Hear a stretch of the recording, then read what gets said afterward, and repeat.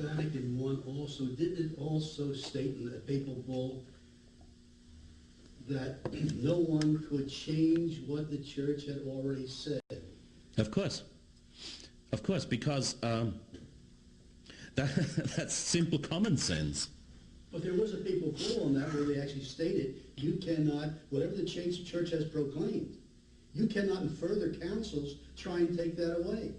No, of course, that's speaking about the solemn magisterium of the Church, the extraordinary teaching.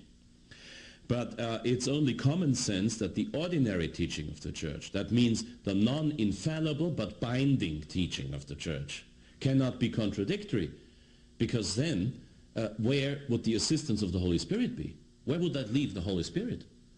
Would the Holy Spirit allow ordinary magisterium, that quote-unquote ordinary magisterium, that goes against the teachings of previous popes, to be binding?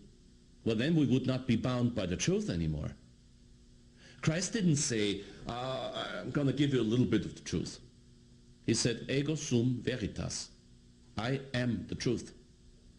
So when a Catholic is faithful to the truth, he's faithful to Christ directly.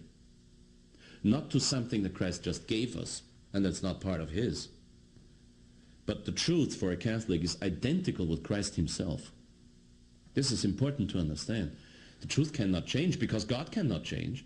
It is impossible for anything perfect to change. Now, the only thing perfect is not a thing, but God, Father, Son, and Holy Spirit. God is infinitely simple, is infinitely perfect, and therefore he cannot change, because if he changed, there would be something coming in that he didn't have yet, or something missing that he had. It would mean an improvement. God cannot improve. God cannot change. So the truth cannot change. The moment Christ says, I am the truth, he cannot possibly speaking about the human nature of Christ. He must be saying this as the second person of God. He says, I am the truth. God is the truth. God cannot change. So the truth cannot change. The Church always said that. This is why I quoted St. Vincent of Lerins, which again you find in the De Filius document of the First Vatican Council. Dogma cannot know change, only deepening. Obviously, the Immaculate Conception was something that needed a clarification. So in 1854, Pope Pius IX pronounced the Immaculate Conception as a solemn dogma, that means extraordinary teaching of the Church. But that doesn't change the fact that the Church always believed it. Even though St. Thomas Aquinas didn't, the Church did. The very fact that St. Thomas Aquinas was wrong on this point just shows that even the best theologian of all can be wrong. And how? But the Church always believed it. It was part of tradition.